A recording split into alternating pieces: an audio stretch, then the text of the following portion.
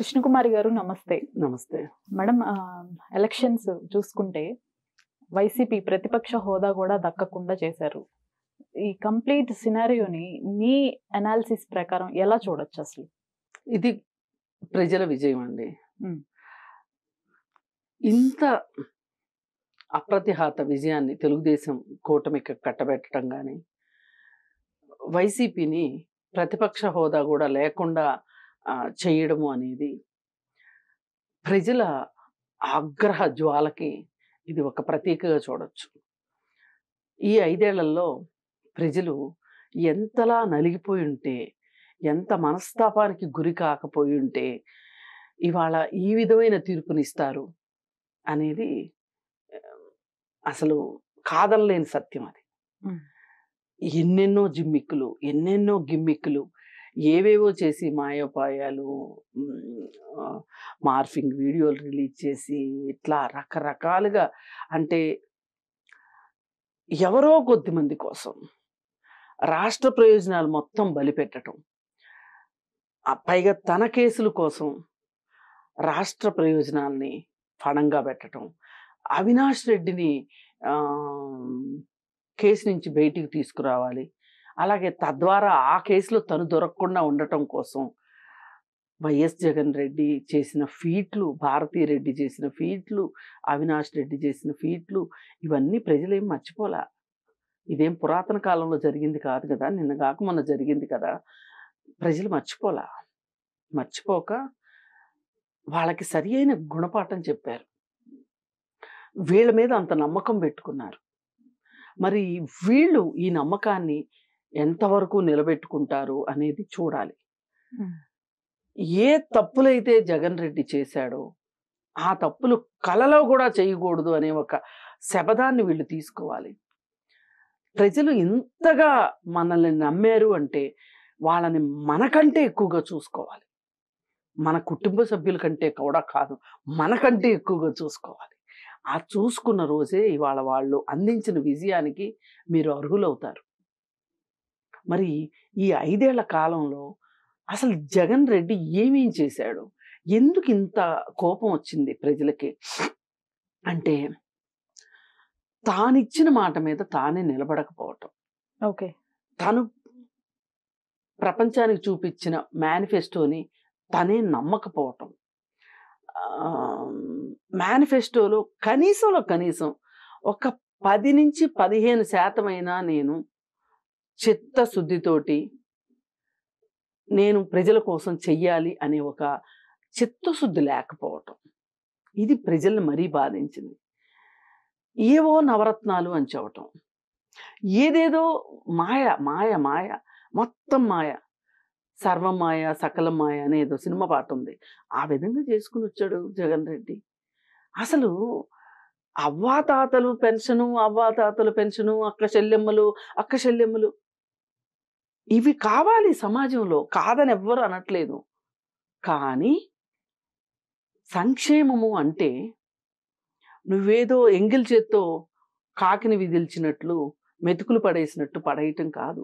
సంక్షేమము అంటే అభివృద్ధి ఫలాలు ఏవైతే ఉన్నాయో, సహజ వనరులు ఏవైతే ఉన్నాయో వాటి ద్వారా, సహజ వనరుల ద్వారా అభివృద్ధి తీసుకొచ్చి ఆ అభివృద్ధి ద్వారా వచ్చిన అభివృద్ధి ఫలాలని అందరికీ పంచటాన్ని సంక్షేమం అంటారు. అంతేగాని నువ్వేదో తిండి లేనోడికి తిండి పెట్టి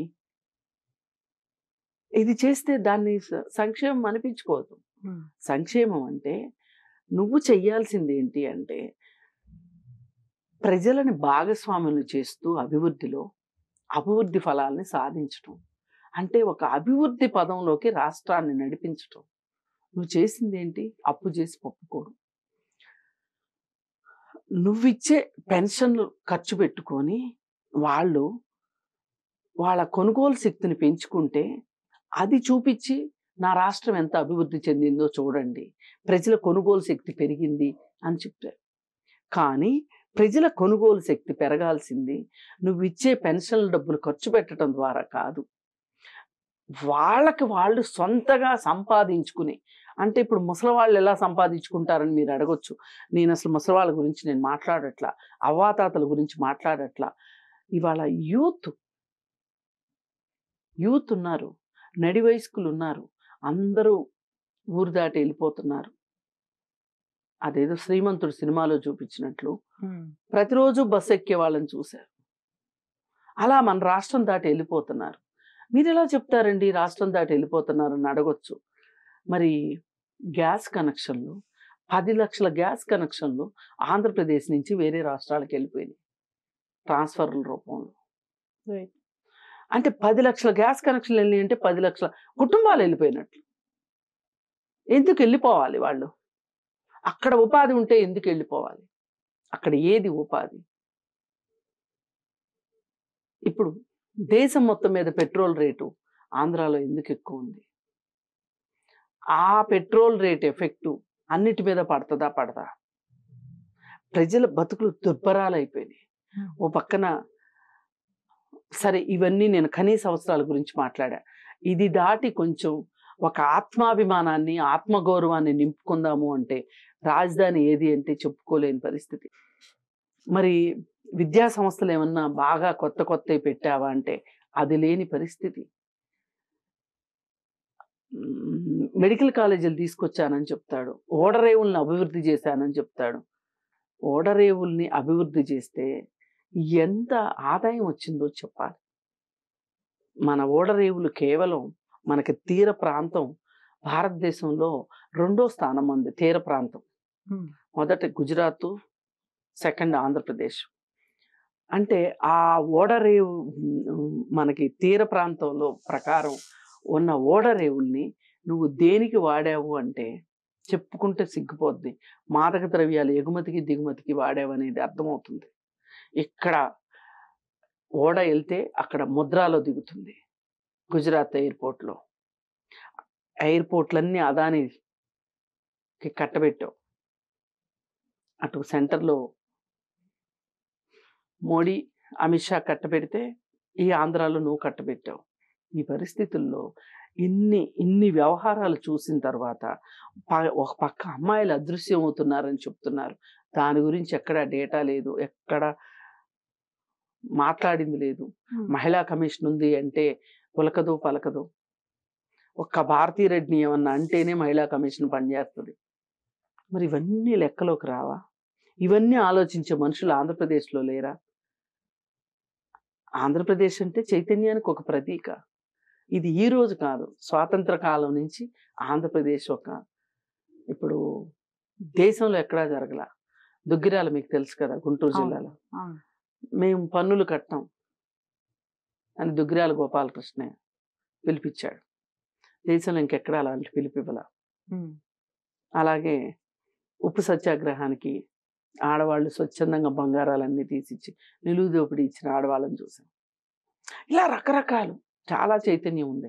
అంత చైతన్యం ఉన్న ప్రజలు ఇవాళ కిమ్మనకుండా నోరు మూసుకుని కుక్కిని పేనుల్లా పడున్నారు నీ పాలల్లో అంటే ఎందుకు పడున్నారు? ఫేస్బుక్లో ఒక పోస్ట్ పెడితే నోటీసులు ఇస్తావు, వాట్సాప్లో ఒక ఇన్ఫర్మేషన్ ఫార్వర్డ్ చేస్తే అర్ధరాత్రి ఇంటికి వచ్చి అరెస్ట్ చేస్తావు. మళ్ళీ ఇంతకంటే ఘోరమైన నేరాలు చేసిన వాళ్ళనేమో నువ్వు కాపాడుకుంటావు. నీ ఎమ్మెల్సీ సంతోష్ బాబు డ్రైవర్ని చంపి డోర్ డెలివరీ చేస్తే మాట్లాడవు.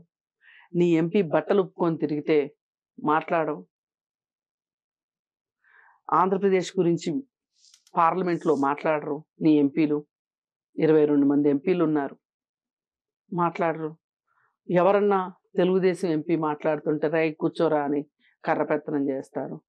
ఇలా ఏ రకంగా చూసినా సరే నువ్వు మంచి పరిపాలన అందించలేదు అనేది సుస్పష్టం. ఈ పరిస్థితుల్లో అందుకే నిన్ను ప్రజలు ఈ విధంగా ఓడించారు.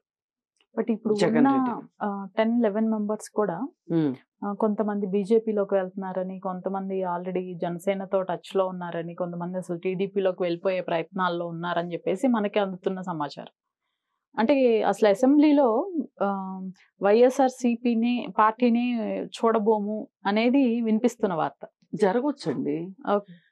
ఇప్పుడు ఇక్కడ తెలంగాణలో టిఆర్ఎస్ పార్టీ పరిస్థితి ఏంటి వాళ్ళ? పార్లమెంట్ ఎలక్షన్స్ లో జీరో. ఈ పార్లమెంట్ ఎలక్షన్స్ తర్వాత ఎంతమంది ఏ పార్టీ బీజేపీలోకి వెళ్ళేది కొంతమంది, కాంగ్రెస్లోకి వెళ్ళేది కొంతమంది కదా. మరి అలాంటి పరిస్థితుల్లో వీళ్ళు కొంత వాళ్ళు కొంత లాక్కుంటే ముగ్గురు మిగులుతారు, త్రిమూర్తుల్లాగా. కేసీఆర్, కేటీఆర్, హరీష్ రావు. వాళ్ళు ఇంకా వేరే పార్టీలోకి వెళ్ళలేరు కాబట్టి ఉండటమే. ఇంకా ఏదో వాళ్ళకి ఒక నమ్మకం, ఒక మూఢనమ్మకం ఉంది కాబట్టి ఉండటమే. ఇలాంటి మూఢనమ్మకాలు జగన్కు ఉండవు. అంత వెయిట్ చేసే ఓపిక మాకు లేదు. మా ఓపిక, మా సహనం చాలా తక్కువ. ఇప్పుడు ఈ 13 మంది ఎవరైతే ఉన్నారో వీళ్ళల్లో వాళ్ళతో టచ్లోకి వెళ్ళేవాళ్ళు, వీళ్ళతో టచ్లోకి వెళ్ళేవాళ్ళు ఆల్రెడీ అడుగుతున్నారు మేము వస్తామని. వాళ్ళకి అవసరం లేదు, ఇప్పుడు చేర్చుకోవాల్సిన అవసరం లేదు. చేర్చుకుంటే కసి కోసం చేర్చుకోవటమే కానీ చేర్చుకోవాల్సిన అవసరం లేదు. పోయినసారి కూడా చంద్రబాబు నాయుడు ఇదే తప్పు చేశారు. వైసీపీ నుంచి గెలిచిన వాళ్ళు వస్తానంటే తీసుకున్నాడు. తీసుకోకూడదు, అవసరంలా. ప్రభుత్వం పడిపోతుంది, వాళ్ళేదో కుయుక్తులు చేసి ప్రభుత్వాన్ని పడగొడుతున్నారు అంటే ఏమైనా ఆలోచించవచ్చు, కానీ అనవసరంగా దారిని పోయేదాన్ని నెత్తినేసి రుద్దుకున్నట్లు అవుతుంది. అలా అవసరమే లేదు. అక్కడ గెలిచారు, అక్కడే ఉండాలి వాళ్ళు. సరే వాళ్ళు వచ్చేస్తామంటే తీసుకునే వాళ్ళు తీసుకోకపోతే వాళ్ళు ఏం చేస్తారు, అక్కడే ఉంటారు. ఇది వినటానికి కొంచెం శ్రవణానందకంగా ఉంటుందేమో కానీ అదైతే కరెక్ట్ అయిన పద్ధతి కాదు. 11 మంది అయినా ఆ పార్టీ తరఫున గెలిచారు. ఆ పార్టీ తరఫున ఏం చేయగలరో, వాళ్ళ నియోజకవర్గాలకు ఏం చేయగలరో అది చెయ్యాలి, చెయ్యనివ్వాలి కూడా. అందుకని కానీ ఆల్రెడీ మొదలైపోయినాయి. ఎందుకు వాళ్ళంతా అదిగా ఉవ్విళ్ళు ఊరుతున్నారు పార్టీ మారటానికి అంటే ఏదో సంపాదించుకుందామని కూడా కాదు. ఇంతమందిలో మధ్యలో మనం వెళ్ళి పోయినసారి వాళ్ళు ఎక్కువ మంది ఉన్నప్పుడు తెలుగుదేశం సభ్యుల్ని ఏ విధంగా అవహేళన చేశారు, అసలు సభలో కూర్చొనివ్వకోకుండా ఎలా చేశారో వాళ్ళకి తెలుసు. కాబట్టి ఇప్పుడు రేపు మనల్ని అదే పద్ధతిలో ర్యాగింగ్ చేస్తారేమో అనే ఒక భయం ఉంది వాళ్ళకి. అసలు మనం ఏమీ చెయ్యలేమేమో మన ప్రజలకి, అసలు నియోజకవర్గాల్లో తిరగగలమా లేదా, ఇలాంటి భయాలతోటి వాళ్ళు వస్తామంటున్నారు తప్పితే ఏదైనా కానీ అలాంటి విషయాలకి తావివ్వకపోవటము అనేది చాలా రాజకీయాల్లో వాళ్ళు చేశారని వీళ్ళు చేశారని వాళ్ళు చేయడం కాకుండా ఒక మంచి సాంప్రదాయానికి దారి వేయడం ఎంతైనా అవసరం. ఇప్పుడు చివరాఖరికి ఎంతమంది మిగులుతారంటారు మేడం? 11 మందిలోనా? ఈ 11లో ఎవరు తీసుకోకపోతే ఏం పోదు, ఏం చేస్తారండి వాళ్ళు, అక్కడే ఉంటారు. ఒకవేళ తీసుకున్నారనుకోండి కక్కుర్తిపడి, మనం ఏమి చెప్పలేము. ఏదైనా వాళ్ళంతా కూడా ఇవాళ ఓడిన వాళ్ళమే ధన్యులవి అనే సంగతిలాగా ఉంది గెలిచిన వాళ్ళకన్నా. వాళ్ళకి వాళ్ళ ఎమ్మెల్యే స్టిక్కర్లకు పనికొస్తారు తప్పితే వాళ్ళ కార్ల మీద అతికించుకుంటానికి వాళ్ళు గెలవటం అనేది వాళ్ళైతే ఒక సంతోషంతో లేకపోతే నేను ఎమ్మెల్యేని అనే ఒక ప్రైడ్ వాళ్ళకు ఉంటుందని అయితే నేను అనుకోను. ఆ పరిస్థితిలో ఉంది రాజకీయం. Thank you madam. Thank you.